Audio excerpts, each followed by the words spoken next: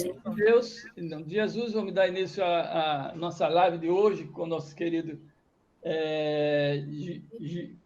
como é o nome, meu Deus do céu? Felipe, porque tem o Freitas, né? Jimenez de Freitas. Jimenez de Freitas.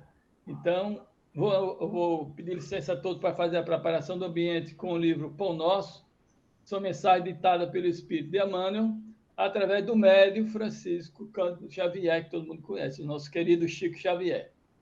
Então, a mensagem de hoje é Em Família, é do capítulo 117. E aqui tem uma citação de Paulo a Timóteo. 1 Timóteo, capítulo 5, versículo 4. Diz assim: aprendam primeiro a exercer piedade para com a sua própria família e a recompensar seus pais, porque isto é bom e agradável diante de Deus. Essa é a citação de Paulo a Timóteo. Então, vem a mensagem. A luta em família é problema fundamental da redenção do homem na Terra. Como seremos benfeitores de 100 ou 1000 pessoas se ainda não aprendemos a servir 5 ou 10 criaturas? Esta é a indagação lógica que se estende a todos os discípulos sinceros do cristianismo. Bom pregador e mau servidor são dois títulos que não se coadunam. O apóstolo aconselha o exercício da piedade no centro das atividades domésticas. Entretanto, não alude à piedade que chora sem coragem ante os enigmas aflitivos, mas aquela que conhece as zonas nevrálgicas da casa e se esforça para eliminá-las, aguardando a decisão divina a seu tempo. Conhecemos numerosos irmãos que se sentem sozinhos espiritualmente, entre os que se lhe agregaram ao ciclo pessoal, através dos laços consanguíneos, entregando-se, por isso, a lamentável desânimo. É imprescindível, contudo, examinar a transitoriedade das ligações corpóreas, ponderando que não existem uniões casuais no lar terreno. Preponderam aí, por enquanto, as palavras salvadoras ou regenerativas. Ninguém despreze, portanto, esse campo sagrado de serviço, por mais se sinta acabrunhado na incompreensão. Constituiria falta grave esquecer as infinitas possibilidades de trabalhos iluminativos. É impossível auxiliar o mundo quando ainda não conseguimos ser úteis nem mesmo a uma casa pequena, aquela em que a vontade do Pai nos situou a título precário. Antes de grande projeção pessoal na obra coletiva, aprenda o discípulo a cooperar em favor dos familiares no dia de hoje, convicto de que semelhante esforço representa realização essencial. Ok? Então, Felipe, é com você agora. Fique à vontade, estamos aqui agora. Bom, boa tarde a todos. Eu gostaria de agradecer o convite da Casa Nezeba, conhecida carinhosamente, né, Nezeba, e dizer que gostaria de estar com vocês aí em Maceió, que ô cidade maravilhosa, viu? É abençoada. Nós estamos passando por provações aí na pandemia, mas tudo é mais suave em Maceió, né? Aquela música que eu nunca esqueço, ai que saudade, né? Do sol, do céu e do sal de Maceió. Mas vamos lá. Eu trouxe para a gente refletir hoje o seguinte título: O que emperra a minha vida? Os 7 passos para a autotransformação. Então, por que o tema O que emperra a minha vida?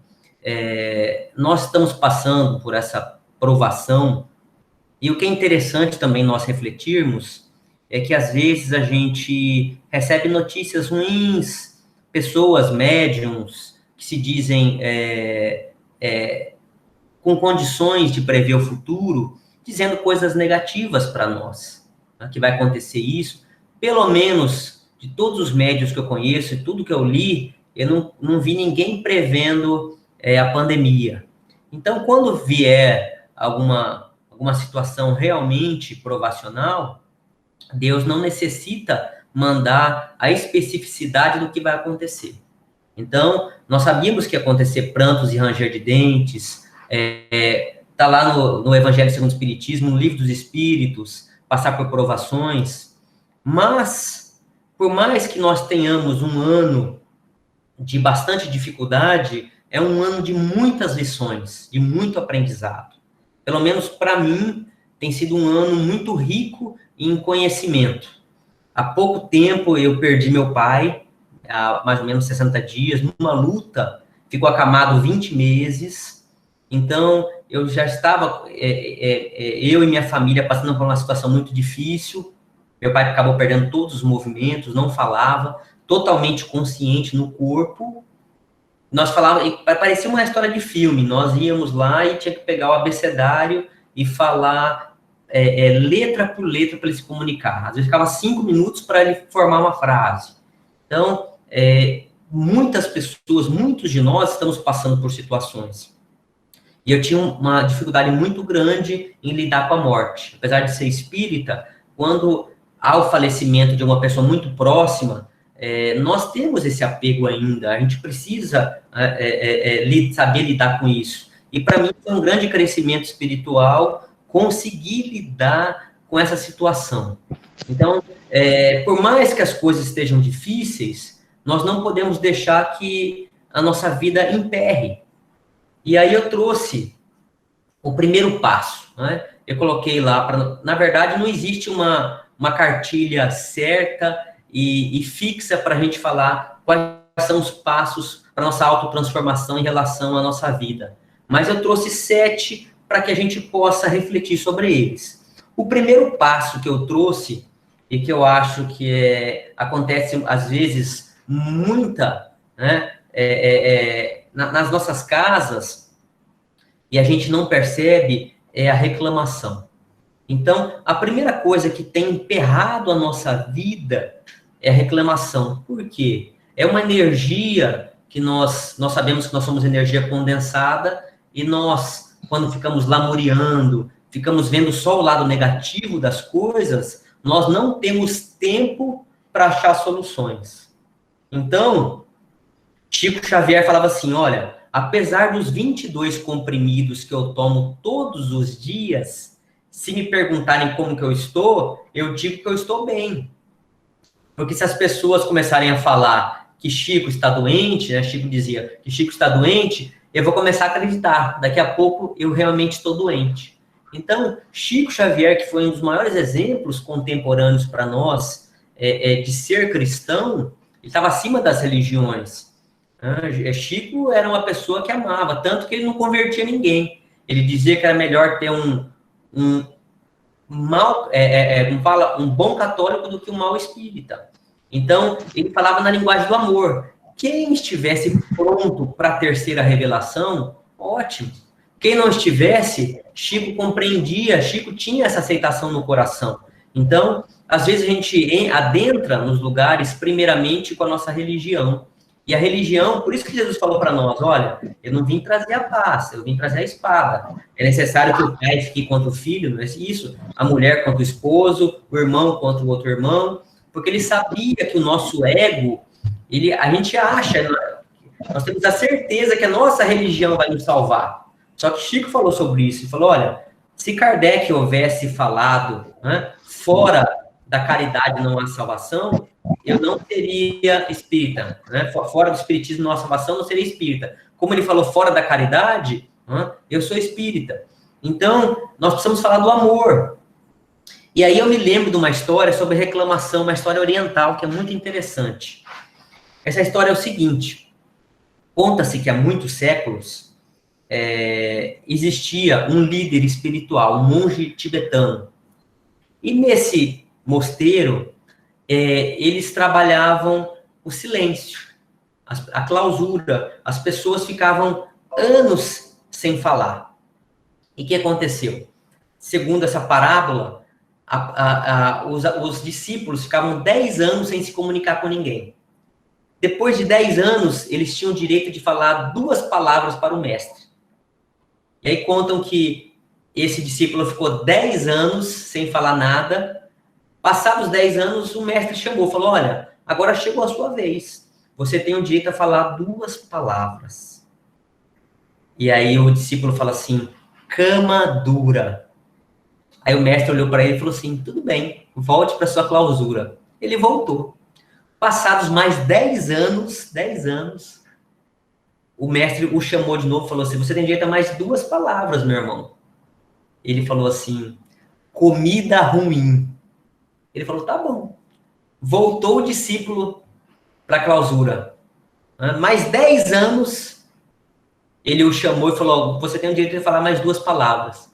O discípulo falou assim, eu desisto. E aí essa fábula contada, né, na linguagem oriental, o que queria dizer? Que o discípulo ficou durante 10 anos meditando. Ele tinha tantas coisas para falar, que poderia falar de forma positiva, de aprendizado, ele focou no negativo. Então, passados 10 anos, ele disse, cama dura. Não é possível que nesses 10 anos ficou só a cama, né, a questão negativa. Mais 10 anos, comida ruim. E aí o mestre falou assim, é claro que você vai desistir. Nesses 30 anos que você ficou aqui, você só falou só reclamou. Então, essa lição da reclamação, por mais de ser uma brincadeira, que não existe a clausura, mas não de 10 anos. Essa história está no livro da Monja Coen. E ela diz assim, que não existem 10 anos, mas é um grande exemplo para nós, que às vezes nós estamos na nossa casa, a gente fica o dia inteiro trabalhando. Quando nós temos um momento de harmonia, às vezes no jantar, entre o marido e a mulher, quem tem a oportunidade de falar reclama do dia inteiro, sabe? Aí no outro dia de manhã acorda e reclama disso. Então é um exemplo que quando nós podemos abrir a nossa boca, podemos verbalizar, Deus quer de nós que nós verbalizemos coisas positivas. Então, um pouco antes da palestra, eu estava conversando com o seu Martins, e nós estávamos brincando, falando da cultura cuiabana, das coisas matogrossenses. Então, nós precisamos, como servidores do Cristo, levar a boa palavra. É claro que há momentos que nós precisamos desabafar, ninguém consegue o tempo todo ficar totalmente positivista, mas isso não pode ser um hábito da nossa vida. Como se diz na linguagem oriental, o hábito faz um monge. Então, se nós ficamos o tempo todo lamuriando, o tempo todo reclamando, podemos ver as pessoas que estão passando por dificuldades maiores, são pessoas que só reclamam, porque elas não têm condições de mentalizar ou focar a própria energia em soluções. Então, só conseguem ver o lado negativo. É o que nós falávamos, a pandemia trouxe muitas coisas boas. Eu gostaria de fazer uma pergunta para vocês, não sei se vai aparecer no chat, mas assim, há uma diferença, né? Qual remédio mais eficaz que existe para a nossa evolução? Essa é uma pergunta. E é uma outra pergunta, qual o melhor remédio que nós temos para evoluir? Vocês sabem me dizer? Qual o melhor remédio que nós temos para evoluir? Respondendo, é o Evangelho. São as lições de Jesus. Jesus trouxe o melhor remédio que existe, é a lei de amor. Então, se nós conseguíssemos vivenciar tudo que está no Evangelho, nós não passaríamos por provações. Só que nós não temos essa capacidade moral de vivenciar o Evangelho. Por isso que tem uma história muito interessante de Chico Xavier. Tinha um senhor que adorava Chico, e adorava quando Chico psicografava. E toda vez que Chico ia visitar a cidade dele, ele queria saber se Chico estava psicografando uma obra nova. E aí Chico, né, chegou na cidade, no centro, veio o conterrâneo dele e falou, e aí, Chico, alguma novidade? Na intenção de saber se Chico tinha uma obra. Aí Chico virou, naquela humildade dele, e falou assim, meu irmão, a novidade continua sendo o Evangelho. E ele levou isso como um tapa de luva de pelica, porque ele queria saber das obras, e Chico falou, novidade é o Evangelho. Então, tem 2000 anos o Evangelho, mas ele é novo, porque não adentrou no nosso coração. Às vezes a gente recita versículos, capítulos, chega no Livro dos Espíritos, a gente fala as questões número tais, está tudo aqui na cabeça, na mente, mas não está no coração. Para vocês terem uma ideia, vocês sabem quantos % das pessoas eram analfabetas na época de Jesus? 97% era de analfabetos. 3% eram letrados. Então, os apóstolos de Jesus, o que eles eram? Na sua esmagadora maioria, pescadores, agricultores. Talvez Mateus, que era coletor de impostos, soubesse ler, era provável. Falam que talvez Judas, mas todos os outros eram letrados. Jesus escolheu os fariseus? Não. Escolheu os saduceus? Não. Escolheu as pessoas simples, porque não estava muito preocupado com a letra fria da lei, mas o coração estava quente. Então, o que Jesus quer de nós é que a gente, mais do que nós sejamos estudiosos da doutrina, que a gente vivencie. Está no momento, a pandemia veio para isso, para a gente acelerar o trabalho de fraternidade, acelerar o trabalho de voltar para casa. Qual que é o reduto mais importante para nós? Não é a rua. A caridade começa onde? Qual foi o texto que nós lemos aí quando começou a palestra de hoje, do Pão Nosso? Né? Exatamente, que a caridade começa em casa, no nosso lar. Então, a gente precisa, né, entender que o remédio, né, o melhor remédio é o evangelho. Agora, qual que é o remédio mais eficaz? Vocês sabem me dizer? Qual o remédio que mais dá resultado para nós em nosso grau evolutivo? Chama-se dor. Infelizmente, a dor é que nos tira na zona de conforto. A dor faz a gente evoluir? Não. A dor nos faz mexer. Então, se eu estou com por exemplo, eu estou com uma pessoa doente na família. Então, os irmãos que estavam brigados, os tios, falam, olha, é tão pequena essa briga, né? Às vezes o patriarca da família, a matriarca está numa situação difícil, a gente vira uma coisa tão pequena, as rusgas, as brigas, e vamos cuidar da pessoa que está doente. Então, a dor, quando vem numa família, a dor que agora vem em nível mundial, é para que a gente fale assim, vamos parar. Nós precisamos rever a nossa vida. Nós precisamos compreender que esse caminho que nós estamos levando são caminhos de dores. Nós precisamos mudar a nossa trajetória. Então, a pandemia é ruim? Na minha visão, não é ruim. No sentido da eternidade, da evolução. É claro que momentaneamente é difícil, tem alguém doente. Eu fui essa semana no velório, na verdade não teve nem velório, eu fui só no cortejo de uma grande amiga minha, que é da área de saúde, que está na frente de batalha, pegou a Covid, passou para a mãe e a mãe acabou falecendo. A culpa que ela carregava nesse cortejo, sabe, era enorme. Só que ela estava trabalhando, ela não estava festando, ela não estava fazendo nada de errado, ela estava lá trabalhando. Então, chega um momento que nós precisamos de uma desculpa para partir desse planeta. Essa é a grande realidade. É difícil, nós temos esse apego de falar, mas há um momento que nós precisamos partir.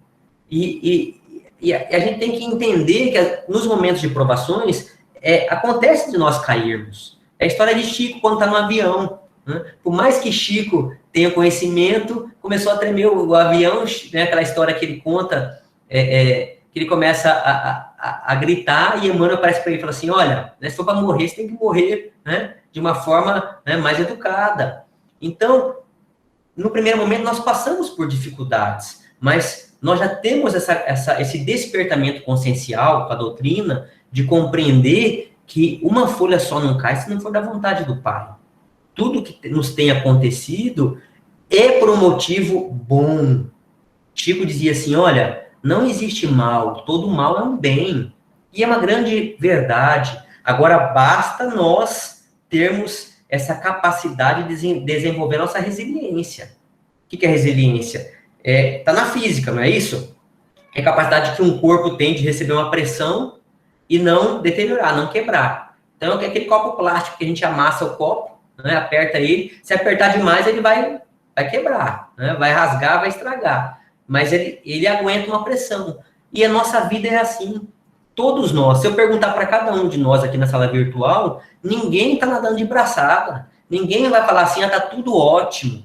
Todo mundo tem que matar um leão por dia. Então, é um mundo de provas e expiações, migrando para o mundo de regeneração. Então, se não é dor de saúde na família, problemas financeiros, se não é problema financeiro, problemas de relacionamento. Então, cada um tem passado por uma dificuldade. E aí, como nós temos esse conhecimento espiritual, não é por que está acontecendo comigo, mas para quê? Para que tem acontecido isso comigo? O que eu preciso aprender numa situação dessa? E quando a gente consegue entender isso, as coisas vão começar a caminhar. Então, o primeiro passo para a gente desemperrar a nossa vida é parar de reclamação. Olha só, que André Luiz, o mentor André Luiz fala, ele diz assim: quem vive colecionando lamentações, caminhará sob a chuva de lágrimas. Quem vive colecionando lamentações, caminhará sob a chuva de lágrimas. Então, a gente precisa... e é um hábito ruim, é um mau hábito a gente começar a reclamar de tudo. Então, nós precisamos mudar o nosso olhar, ter o olhar de gratidão. Isso é tão importante para nós que queremos evoluir, compreender que nas situações difíceis existe um ensinamento por trás, existe algo que vai fazer com que nós possamos crescer. Qual que é o segundo passo para a gente desemperrar a nossa vida? O segundo passo, acreditarmos em nós mesmos. Então, o que emperra a nossa vida? É a descrença que nós temos em nós, nossos potenciais. Então, vou dar um exemplo. Às vezes, nós nascemos numa família num lugar difícil, num lugar muito humilde, e a gente acha que nós somos fadados ao insucesso. Ou nós nascemos sem condições de ter alguma coisa, nós não acreditamos em nosso potencial. Isso emperra a nossa vida de uma tal maneira. Nós temos tantos exemplos de pessoas que venceram na vida. Então, nós temos condições de conseguir tudo o que nós desejamos, desde que seja para o nosso crescimento espiritual. E aí nós adentramos no campo da parábola dos talentos. Então, vocês acham que Deus esqueceu de algum filho dele no universo? Olha, eu vou lá no planeta Terra, todo mundo vai nascer, mas fulano, beltrano não vai ter talento nenhum. Isso não existe. Todos nós temos talentos. Então, tem pessoas que têm talentos musicais. A pessoa nasce com um timbre que eu posso a vida inteira fazer aula de canto, não vou ter o timbre daquela pessoa. Ela tem aquele dom, ela nasceu. Tem pessoas que têm o dom, os dons musicais para tocar um piano como ninguém. É claro que isso vem trazendo de outras vidas, nós que temos conhecimento da lei de reencarnação. Tem pessoas que têm facilidade com o trabalho manual. Tem pessoas que vêm com compromisso espiritual de serem professoras. Esses dias foi o dia do professor. Olha que profissão mais honrada. Então, às vezes, a pessoa prefere pegar uma outra profissão, fazer um concurso, e isso acontece tantas vezes lá no centro onde eu trabalho, a pessoa chega em depressão, melancólica, triste, querendo desistir da vida, às vezes ganha 20, 30, 40 mil por mês, e não preenche o coração, porque vai trabalhar, sabe, obrigada, faz uma coisa que não preenche o coração. Então, a vida é um equilíbrio, nós precisamos encontrar algo aliado ao nosso talento. Então, por exemplo, o meu talento, e se eu contar a história para vocês, vocês não acreditam. Eu vou contar essa história eu conto hoje, eu dou risada, mas na época foi muito difícil.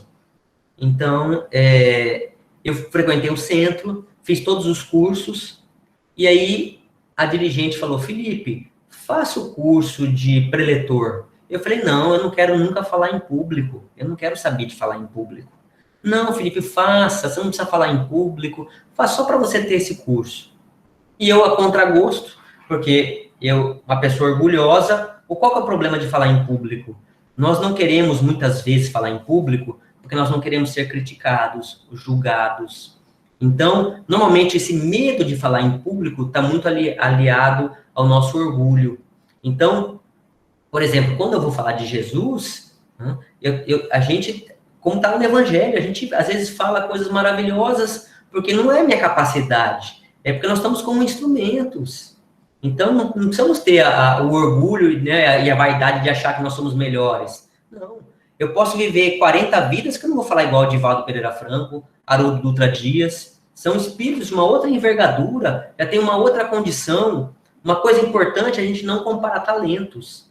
Então, às vezes, a pessoa, por exemplo, o Vansan, não sei se vocês conhecem, ele faz apresentações no mundo inteiro, gratuitamente ele canta. Então, ele conta que ele queria desistir de tudo. E ele estava tocando num restaurante e o cara a noite inteira tocando por uma pessoa. A pessoa chega no final para ele e fala assim, obrigado, você salvou a minha vida. E eu ia tirar a minha vida essa noite. Mas ouvindo você cantar, eu desisti disso. Depois disso, transformou a vida dele. Então, ele é um palestrante espírita que faz apresentações na Europa, nos Estados Unidos, no mundo inteiro. Foi para Maceió o ano passado. Então, voltando à minha história. E aí, eu fiz o curso, falei, acabou o curso, a minha dirigente falou, Felipe, você foi escalado para o próximo mês para fazer a palestra. Isso faz 10 anos. Eu falei, não, você está escalado, você vai ter que dar palestra. Fiquei muito apreensivo. É uma história que eu nunca esqueço, porque era parábola, né? Vai falar sobre a fé. Então, eu fui lá e comprei uma semente de mostarda para falar sobre a fé. Preparei a palestra com todo carinho, todo amor. E fui dar palestra. Cheguei lá, o salão lotado. Nervoso. Comecei a dar palestra. Deu 10 minutos de palestra. Eu fui contar uma história. Eu me lembro como se fosse hoje. Da irmã Clara e de São Francisco de Assis. Me deu um branco. Eu fui respirar e me acalmar para puxar o ar, para lembrar da história, caí desmaiado. Pá! Quando eu acordo, tô lá fora da sala, todo mundo em cima de mim. Aí eu pensei, olha, palestrante gagueja, às vezes esquece o texto, dá branco, agora desmaiar, acho que eu sou o único que desmaiei no centro espírita. Então, que lição que é para o meu espírito? E aí eu falei, olha, eu tenho 2 caminhos agora. Eu posso desistir de uma carreira que nem começou, ou eu posso continuar. Eu preciso, né, ou acreditar em mim mesmo. Aí eu falei assim, olha, eu tô trabalhando para Jesus. Se eu quero ser servidor do Cristo, eu tô lá com um objetivo. É claro que nós somos imperfeitos, mas existe uma força maior que nos leva quando a gente está de coração aberto, quando estamos levando, né, o evangelho, existe um propósito maior. Eu falei, eu não estou lá por mim. É claro que eu estou para eu evoluir e vou evoluir com isso. Mas, assim, existe um objetivo maior. Né? Existe o evangelizar. Então, falei, não vou desistir. E aí dei outras palestras sentado com medo de desmaiar. Até eu acreditar em mim mesmo, fortalecer, e hoje eu conto essa história brincando. Mas vocês conhecem algum palestrante que caiu desmaiado, né? Mas talvez eu fui o único, mas eu não desisti. Então nós precisamos acreditar. Quantos de nós escutamos assim que, olha, eu comecei a fazer isso e desisti. Então o que emperra a nossa vida é nós não acreditarmos nos nossos potenciais. Nós não podemos, né, desistir. O terceiro passo, que também é muito importante. O primeiro é reclamação, não é? Parar de reclamar. O segundo, nós acreditarmos em nossos potenciais. O terceiro, o medo. Olha, essa pandemia, o Covid-19, por mais que tenha a questão orgânica do vírus, mas não sei se vocês perceberam a questão energética, espiritual, envolvida com medo. Como essa questão traz medo para nós. Eu me lembro de uma grande amiga minha que mandou um áudio de um rapaz que falou, olha, ele, achando que estava com o coronavírus, mandou um áudio chorando, mandou aos prantos, falou, tia, eu sei que minha esposa não é fácil, cuida da minha esposa, cuida dos meus pais, eu tô com muito medo, eu acho que eu não vou sobreviver, eu vou fazer o teste daqui 3 dias, eu acho que eu vou morrer. E assim, fez uma declaração, foi assim, da alma, sabe? Limpou o coração, como se nós estivéssemos, né, já acabando a vida. Aí deu uns 3, 4 dias, ela não me falou mais nada, eu fiz minhas orações, eu perguntei, e fulano? Ela falou, não, o teste é negativo, tá tudo bem com ele. Então, assim, só de pensar que ele pudesse estar com o vírus, ele já fez uma reflexão profunda, né? Então, o medo nos paralisa, está lá no Evangelho. Jesus falou assim, olha, o contrário do amor é o medo. Então, a gente acha que o contrário do amor, né, é raiva, o ódio. O medo nos paralisa. Então, o que existe hoje muito? Amigos meus médiuns, amigos meus espíritas, com transtorno de ansiedade, transtorno do pânico. Porque quando vem esse medo, ele não vem de uma hora para outra. Existem os gatilhos que disparam, realmente. Mas é uma coisa que vem devagarinho, como se fosse cupim na nossa casa. A gente olha, acha que está ali tudo sob controle, passa um dia, depois eu vou mexer, está pequenininho. Quando a gente vê, toma conta da estrutura da casa. O medo também é assim. Então, nós precisamos trabalhar isso de forma mental, através de orações, através de ajuda profissional. A gente acha também que tudo nós vamos resolver de forma espiritual. Eu vou ao centro, tomo um passo, está resolvido. Deus nos envia bons médicos, bons psicólogos, bons terapeutas. E é necessário que nós tenhamos humildade para reconhecer quando nós não podemos sair das situações sozinhos. Isso é tão bonito quando a gente fala assim, olha, meu irmão, e para isso que serve uma casa religiosa, uma casa espírita. Né? Martins, a Maria Isabel, falou, olha, meu irmão, não estou bem hoje, você pode me ajudar? É por isso que Jesus falou assim, olha, os discípulos se reconheceriam por muitos se amarem. Não adianta a gente falar em espiritismo, em terceira revelação, em doutrina, e nosso irmão está lá necessitando, a gente não estende a mão. A caridade começa em casa, na nossa casa consanguínea, como na nossa casa de afinidade, nossa casa religiosa. Então, eu lembro que eu frequentava um centro que era fechado, não ia quase nenhum assistido, não ia ninguém. E assim, e aí eu comecei a participar dos trabalhos mediúnicos, vinha mensagem exatamente disso, era uma casa muito fechada. Numa outra vida, aqueles médiums tinham como se fosse uma seita, um clã, e eles se achavam melhores, eles não aceitavam outras pessoas. Então, eles não se abriam, os portões do centro estavam abertos, só que não ia ninguém. A energia daqueles trabalhadores da casa tinha uma repulsa em relação às pessoas. Não era de forma inconsciente, você vê como são as coisas, era de forma inconsciente. Depois disso, fizeram vários tratamentos, mudaram, hoje a casa fica cheia. Então, existem momentos que nós passamos que a gente precisa se curar, um curar o outro, né? Nós precisamos nos unir. Eu lembro num dos livros que conta a história de Chico, é interessante essa história, que foi Chico Xavier, mais 3 ou 4 amigos, né, confrades. E aí Chico chegou um dia e falou assim, olha, Emmanuel está pedindo para a gente montar, né, criar um grupo mediúnico para a gente fazer atendimento. Eu não lembro agora se era o Centro Luiz Gonzaga, era um dos centros que Chico trabalhava. E combinaram um dia. Chegou lá, Chico sentou, os 4 se sentaram, e aí virou um outro e falou, cadê os assistidos? O Chico Xavier falou, os assistidos somos nós. E aí eles fizeram, durante um ano, uma vez por semana, um trabalho mediúnico em auxílio a todas aquelas pessoas do grupo, os 4, 5 amigos, né, contam. Depois de um ano, Emmanuel disse que eles tinham cumprido o que havia necessidade de eles fazerem. Então, foi desfeito aquele grupo. Né? E às vezes a gente chega com orgulho, né, fala, mas cadê? Né? Cadê os pacientes? Cadê os assistidos? Somos mais nós médiums somos mais devedores. Às vezes o assistido vai 1, 2 vezes na casa porque precisa daquela energia, precisa ouvir uma palestra específica, mas nós somos mais devedores. Eu, como palestrante, a minha fala, né, o primeiro a escutar sou eu, minha orelha está mais próxima da minha boca. Então, tudo que eu falo aqui é para eu tentar praticar. Eu não consigo ainda praticar. Isso me faz lembrar de uma história também muito interessante de Chico, porque um palestrante chegou e falou assim, Chico, eu não vou dar mais palestra, não. O Chico falou, mas por quê, meu irmão? Falou, olha, eu falo coisas bonitas, mas não faço nada. E eu não quero mais dar palestra.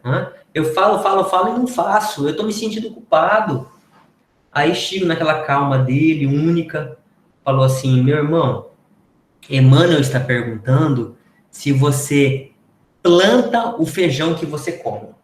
Aí o palestrante pensou, falou assim, não, Chico. Ele falou assim, aí Chico falou, então é para você continuar plantando o evangelho que alguém está colhendo. Então, nós não conseguimos fazer ainda o que nós falamos, mas não é por isso que nós vamos desistir da doutrina. Não é por isso que nós vamos parar de levar o evangelho. Não é por isso que nós vamos parar de reverberar. É claro que o melhor ensinamento é o exemplo. A gente precisa, cada dia, trabalhar a reforma íntima. Só que se a gente também for focar só, né, de forma perfeccionista, vamos nos sentir culpados. O problema das pessoas que não entendem a doutrina espírita, por isso que muitas pessoas saem. Eu conheço várias pessoas que ficaram na doutrina espírita, voltaram para a evangélica, foram para a católica, foram para outra religião. Aí as pessoas falam, mas não é possível, conheceram a terceira revelação, conheceram, né, desnudaram todo esse conhecimento maravilhoso. Por que elas voltaram? Porque existe, cada pessoa está num grau evolutivo. Então, se a doutrina espírita, se nós não estivermos preparados para trabalhar a reforma íntima, a gente vai começar a se sentir muito culpado. Nós temos tantas vidas, às vezes, como religiosos, que a gente empurrava com a barriga. Então, quando a gente começa a conhecer a doutrina e vê toda a maravilha que pode fazer no nosso interior, a gente fala, olha, a primeira coisa, nós temos que ser autênticos. Temos que assumir nossos erros. E uma coisa que eu gosto muito, e eu vou elogiar aqui, na igreja evangélica, porque eu sou uma pessoa muito aberta. Eu acredito que a salvação está no nosso coração, não está em nenhuma religião. Uma coisa que eu acho que é muito válida na igreja evangélica é o testemunho. E por que isso? Porque a gente chega numa casa espírita, todo mundo está lá. Ô, meu irmão, né? Muda a voz, vai fazer uma prece, fala de forma calma. A gente coloca uma máscara que nós não somos. Então, às vezes a gente trata todo mundo bem na rua, em casa a gente trata mal nossos familiares. E no centro, não são todos os centros, não são todas as pessoas, mas muitas vezes a gente mantém um ambiente, fala que é um ambiente místico, mas a gente cria, né, uma coisa que não é real. E aí chega na igreja evangélica, a pessoa vai lá, pega o microfone e fala, olha, eu bebia, eu fumava, eu fazia isso, eu fazia aquilo, eu roubava. Ela abre o coração, ela cria empatia entre ela e o público. Então, ninguém mais vai julgá-la por conta disso, ela já abriu o coração. Então, nós espíritas deveríamos ser mais autênticos. Eu não preciso também dar uma palestra e ficar falando todos os meus defeitos, não é nesse sentido que eu estou dizendo. Eu estou dizendo de nós assumirmos os nossos erros, sabe?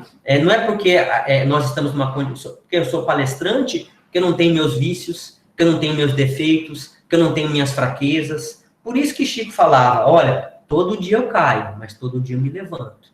Então, nós caímos emocionalmente. O que acontece aqui em Cuiabá, às vezes?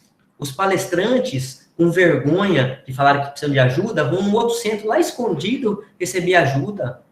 Então, porque eles acham que vão ser julgados no próprio centro. Nós precisamos nos unir, nós somos irmãos. Então, ela vai ficar com vergonha de pedir minha ajuda para a Sônia, ou para Elis, ou para Maria Isabel, ou para... Não, se nós somos irmãos, nós temos nossos defeitos. E isso fortalece um grupo. Se a pessoa me julgar, aí o problema é dela, o defeito é dela. Mas eu sou autêntico, tenho minhas dificuldades, é isso que nós precisamos tirar, porque essa é a reforma íntima necessária. É isso que nós precisamos abrir nosso coração. Mas vamos voltar aqui à palestra. A espiritualidade me direcionou para falar um pouquinho sobre isso, eu falei, mas vamos voltar. O terceiro passo fala sobre medos. Então, nós precisamos nos arriscar mais, ter mais coragem. Então, o que desemperra a nossa vida? O empreendedorismo. Então, se ninguém tiver coragem de abrir um centro, né, nunca teria havido, né, um centro novo, não é assim? Se ninguém vai abrir um trabalho novo, se ninguém na vida material não tentar, não se renovar, a pandemia é um grande exemplo disso. Tem, como se diz, né, no jargão popular, enquanto uns estão chorando, outros estão vendendo lenço. Então, nós precisamos, e tem culturalmente, o brasileiro tem esse problema. Eu lembro de uma passagem oriental que falava o seguinte, se eu não me engano era na China, que os médicos, que quando um paciente morria, ele colocava uma placa. Fulano morreu, né? Então, quando você chegava no consultório do médico, tinha, né, segundo essa fábula contava, né, que tinha fulano morreu com o médico. Qual que era o entendimento oriental sobre isso? Que aquela pessoa passou por uma situação tão difícil, um erro tão grande, que ela não vai cometer de novo. Então, eles dão um exemplo de humildade. Olha, eu passei por uma situação dessa, e isso acontece na nossa vida às vezes. A gente faz uma coisa muito errada, serve de uma lição tão grande que fala assim, olha, esse erro eu não cometo de novo. E aqui no Brasil é diferente. Aqui, a gente vende nosso peixe como se nós fôssemos perfeitos. Na nossa profissão, na nossa vida, como se nós não errássemos. Então, mas se o médico... Gente, o médico, tirando o médico que mexe com plástica, né? Mexe com estética, o médico é uma atividade meio, uma atividade fim. Ou seja, eu não posso prometer para nenhum paciente meu, se eu fosse médico, que ele vai ser curado. Algum médico promete isso? Vai fazer uma cirurgia, eu tenho certeza que a pessoa... que quem decide quem vai viver ou não é Deus. Quando chega o momento da pessoa partir, pode ser o melhor médico do mundo. Então, às vezes, a gente faz o nosso melhor, mas não é suficiente, porque existe o véu do esquecimento, existe uma história para trás, né, a questão reencarnatória. Então, se nós tivermos a humildade de reconhecer, os medos acabam. Então, eu vou falar, por que eu tenho medo? Eu tenho medo de descobrirem meus problemas. A pessoa fala, olha, eu sou assim. Eu vi uma entrevista esses dias da Marília Gabriela, que foi muito interessante, que ela falou assim, entrevistaram ela, falou assim, olha, como que você é? Olha, eu sou uma pessoa ranzinza, eu sou uma pessoa chata, eu sou uma pessoa isso. Então, pelo menos ela fazia a reforma íntima, ela sabia dos seus defeitos. E às vezes a gente quer vender uma imagem que nós não somos. Nós precisamos ser mais humildes. Uma das últimas lições de Jesus foi essa, ao lavar os pés de todos os apóstolos. Então, ele já sabia que ele ia ser crucificado. Mesmo assim, né, eles não queriam. Ele falou, não. Né, foi lá e lavou os pés de cada um, dizendo o seguinte, olha, eu vim para servir, eu não vim para ser servido. E a gente chega, às vezes, no centro, a gente quer ser servido, quer que as coisas estejam nas nossas mãos. A gente não veio para isso, nós viemos para servir. Chico foi um grande exemplo de servidor, serviu a vida inteira. Então, nós sermos espíritas, é nós colocarmos a nossa humildade em serviço do próximo. Então, o primeiro passo é reclamação, né? Parar de reclamar. O segundo, acreditarmos em nós mesmos. O terceiro, são os medos, precisamos ter coragem, precisamos enfrentar os nossos medos. O quarto passo, né? O que emperra a nossa vida? É a preguiça, a prostração e a inércia. Então, às vezes, a gente para de reclamar, nós começamos a acreditar em nós mesmos, nós temos coragem, só que a gente não põe as coisas em prática. Então, para a gente desemperrar a nossa vida, a gente precisa colocar as coisas em andamento. Nós precisamos ter um projeto. É bom nós sonhar, termos projetos, mas nós precisamos colocar a mão na massa. Então, por isso que Chico dizia que quando a pessoa estava querendo muito as coisas principais do centro, ele falava assim, vamos iniciar lavando o chão, né, limpando o banheiro. Né? O grande médio começa lá no banheiro, fazendo a limpeza do banheiro. Quando a gente pede para fazer assim, um mutirão e vamos limpar. Está na pandemia, daqui a pouco vai ter que voltar todo mundo no centro. Não sei se o Nezeba já voltou, mas normalmente vamos ter que voltar a fazer uma limpeza lá. Então, o verdadeiro médio é aquele que está pronto para toda a obra, que está disponível a auxiliar. E essas energias, quanto mais nós fazemos, mais nós recebemos. Essa é a grande lição da vida. Então, não adianta a gente ficar só no campo da teoria. Por isso que Kardec diz assim, né? Amai-vos, eis o primeiro ensinamento. Instruí-vos, eis o segundo. Muitas vezes a gente inverte isso. A gente fica a vida inteira nos instruindo, lendo e não põe nada em prática. Eu tenho amigos meus médios que estão 20 anos na doutrina, falam, eu vou ver se eu vou esperar eu aposentar, meu filho crescer, ou eu não vou começar a trabalhar como médium ainda, fazer as coisas, e nunca chega, vai desencarnar sem trabalhar, sem iniciar. Chico Xavier falava assim, olha, se eu fosse esperar melhores, né, melhores momentos, né, ou situações mais favoráveis para iniciar na doutrina, eu nunca tinha iniciado. Então, se a gente for esperar tá tudo mil maravilhas, se a gente for esperar, assim, céu de brigadeiro, Não vai acontecer.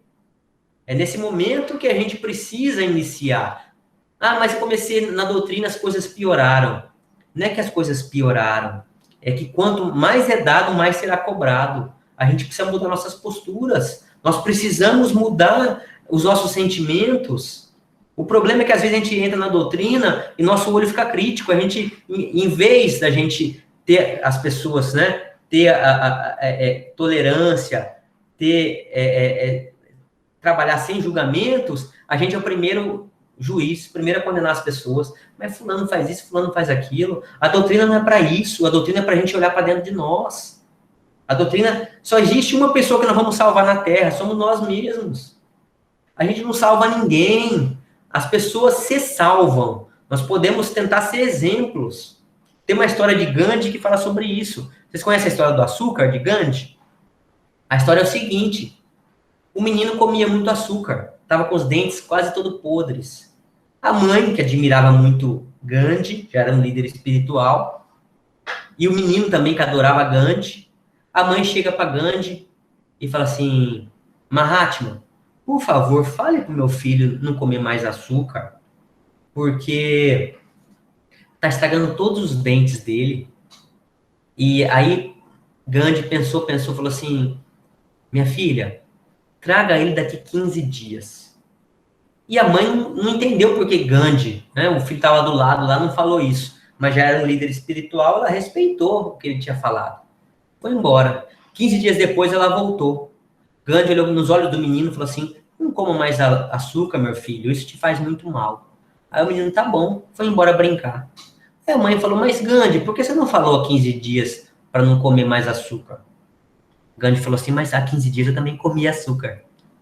Então, Gandhi, para ensinar, ele precisava parar de comer açúcar. Com que moral que ele ia pedir pro menino parar de comer açúcar se ele comia? Então, ele, como já era um líder espiritual, ele falou, olha, eu não posso ensinar, né, alguém uma coisa que eu não faça. Então, ele nos deu esse grande exemplo de que nós precisamos exemplificar. Se nós não exemplificarmos, a gente não arregimentará ninguém para a doutrina. Não arregimentaremos ninguém para se transformar. Essa é a grande verdade. Por isso que eu, ultimamente, tenho falado muito isso nas minhas palestras. As pessoas querem ouvir vivências. Às vezes a pessoa vem com um palavreado rebuscado, coisas profundas, teorias. Aí você ouve a palestra e fala assim, olha, linda a palestra, mas o que te marcou? Não marcou nada. Porque está vazia.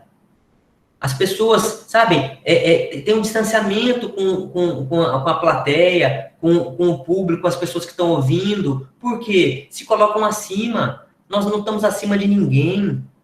Então, eu lembro que um amigo meu, de um ajuda, né, tem a Fraternidade Sem Fronteiras, e ele falou assim, olha, Felipe, às vezes vão grandes palestrantes, vai Rossandro Klingen, vai Haroldo Dutra Dias, vai Divaldo Franco, eles falam, as palestras são maravilhosas, mas aí vem uma pessoa lá da África, que vivenciou uma situação horrível, ela fala, todo mundo se debulha em lágrimas, porque ela está falando com o coração, ela está sendo a própria mensagem. Existem os mensageiros, então os 3 primeiros palestrantes eram mensageiros.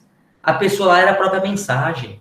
O que nós estamos precisando hoje é mensagem, ou seja, os exemplos. Então, falar é bonito, o que eu estou falando aqui é bonito, precisa ver se eu estou fazendo. Eu não consigo fazer. Mas como falei anteriormente, eu tenho que continuar, para ver se eu escutando eu consigo um dia melhorar.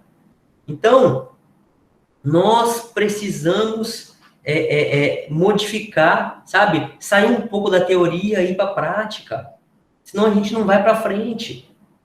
Então, assim, precisamos desenvolver a disciplina, o 4º passo. Então, se tiver preguiça, prostração, a inércia, né, eu tenho todas as outras qualidades, mas se eu não colocar em prática, eu não coloco em prática sem disciplina.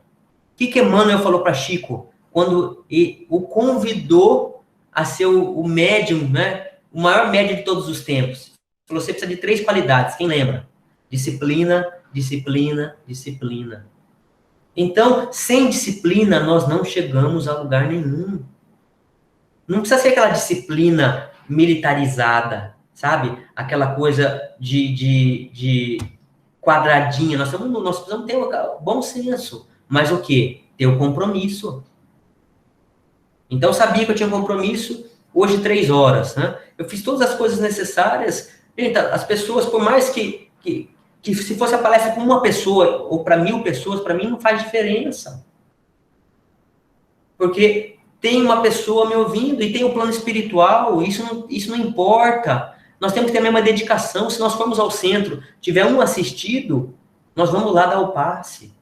Se tiver uma pessoa para servir a sopa, nós vamos servir a sopa.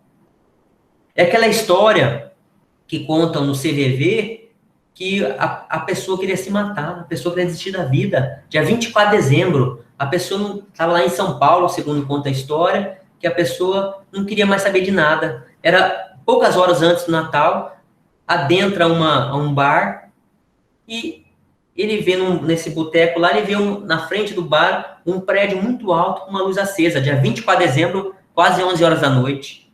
Ele pergunta pro cara do bar, mas o que uma pessoa dessa, em pleno Natal, tá fazendo lá? Ele falou, lá é a sala do CVV, é um voluntário, lá tem 24 horas por dia pessoas que se voluntariam a auxiliar o próximo, a ouvir as pessoas. Então, aquela pessoa deixou de estar com a família porque ela se comprometeu no dia 24, até tantas horas da madrugada, ficar lá. Aí conta uma história que a pessoa desistiu de se matar por sentir no coração que existe pessoas boas como aquela pessoa que estava no CVV. Então, imagine se aquela pessoa naquele dia 24, ninguém vai me ligar dia 24, eu não vou. Então, a pessoa estava lá e sem saber, né, sem receber uma ligação, salvou uma vida. Eles contam. Então, às vezes, a gente faz o bem, a gente não está nem sabendo, nós somos instrumentos. Mas vamos fazer, vamos ser disciplinados, porque isso deslancha a nossa vida. O 5º passo, o orgulho. Então, se nós, como eu falei anteriormente, se nós não tivermos humildade para recomeçar, aqui no Brasil, a pessoa fala assim, olha, a pessoa às vezes está com prejuízo na loja, está com uma coisa, está quebrando, mas ela tem orgulho, não pode fechar, não pode falar que ela faliu. Então, gente, vamos recomeçar quantas vezes forem necessárias. Vai mudar de ramo, não tem problema. Sabe? Fez um trabalho voluntário, não deu certo, né, nessa formatação, faça um outro, não tem problema recomeçar. A gente não deslancha a nossa vida se a gente continuar dando murro em ponta de faca. Nós precisamos ter a humildade de reconhecer, olha, errei, eu aprendi, vou fazer de forma diferente. Quando a gente tem essa humildade no coração, as coisas vão. O 6º passo. Às vezes a gente para de reclamar, a gente acredita em nós mesmos, nós vencemos os nossos medos, nós estamos disciplinados, nós somos humildes, mas falta uma coisa. Né? Às vezes a gente faz o mal, a gente não faz o bem que necessitaríamos fazer. Então, nunca fazer ao próximo o que não gostaria que fosse feito conosco. Então, para a gente desempenhar a nossa vida, nós precisamos, em todas as nossas atitudes, pensar, nos colocar no lugar do próximo. Será que é justo? Olha, aconteceu isso. Será que é justo eu pegar uma coisa que não seja minha? Será que é justo eu passar por cima de alguma pessoa? Porque às vezes nós estamos fazendo todas as coisas para desempenhar a nossa vida e na hora que a gente tem que dar o exemplo, nós temos que dar o testemunho, a gente é egoísta. A gente não faz o que deve fazer. Então, o 6º passo, pensemos sempre, não façamos ao próximo o que nós não gostaríamos que nos fosse feito. É simples. É simples. Como que nós podemos dizer? Né? É uma coisa óbvia? É óbvio. Mas o evangelho é o óbvio. A gente acha, Jesus deu as lições mais maravilhosas na simplicidade das parábolas. A gente acha, às vezes, que precisa ler 400 obras, sabe, para ser espírita. A gente precisa ler o Pentateuco, a gente precisa... e a gente vai lá e não trabalha o perdão. E a gente fica doente porque não trabalha o perdão. Às vezes a pessoa leu só uma frase do evangelho. Não perdoar 7 mais 70 vezes 7. Às vezes a pessoa está evoluindo mais na encarnação do que nós. Porque a gente leu 1 milhão de obras e não está praticando nada. Então, nós precisamos focar, ter foco. Olha, eu vou trabalhar nesse momento, por exemplo, eu estou num ano de trabalhar muito aceitação. Então, todos os dias eu me lembro de trabalhar a aceitação.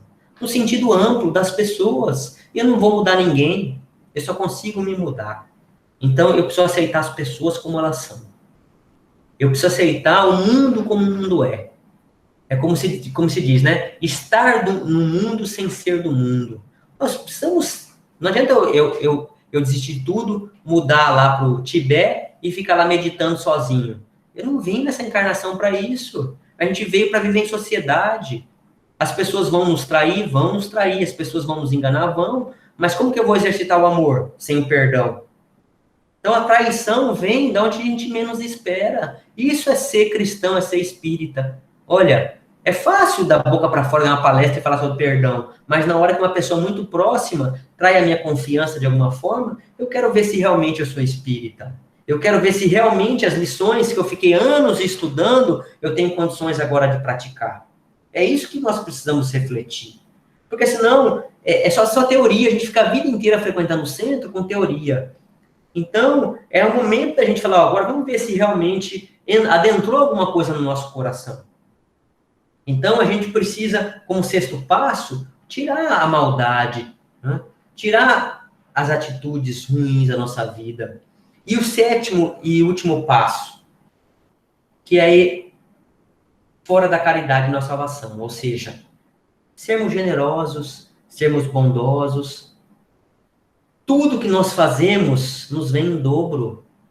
Todo bem que nós fazemos é nosso advogado em qualquer lugar. Então, como que mas minha vida está muito difícil. Faça caridade, faça o bem. Faça caridade moral, faça caridade material, faça, sabe?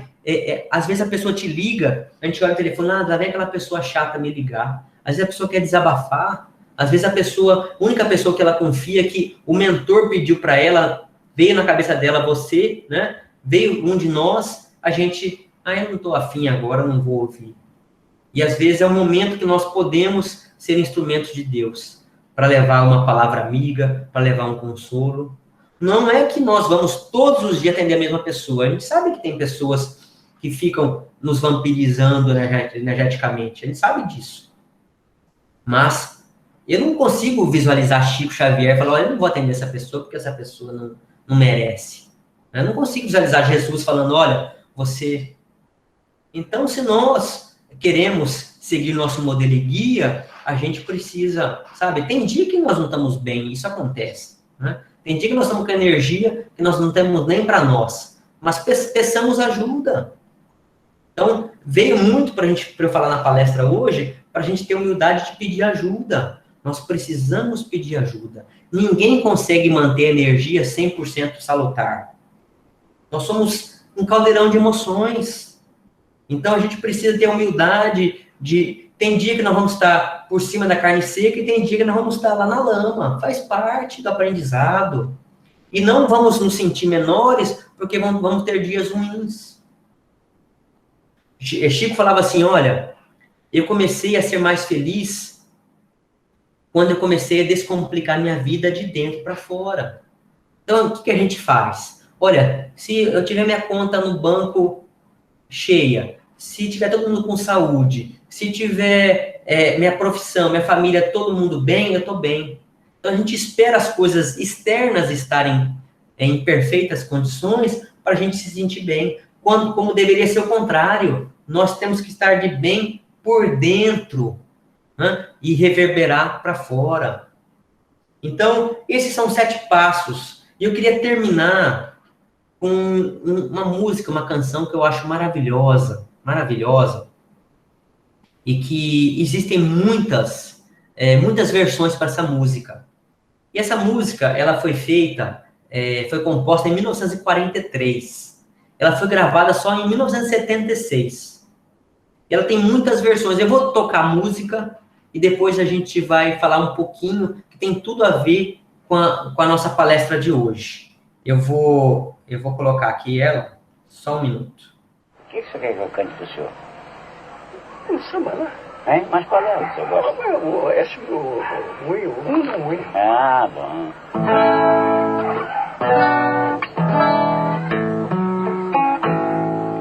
Ainda é cedo, amor.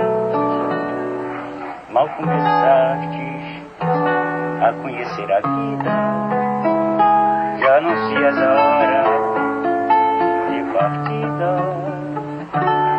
sem saber mesmo como que irás tomar. Preste atenção, querida, embora eu saiba que estás resolvida. Em cada esquina cai um pouco a sua vida. Em pouco tempo não serás mais o que é.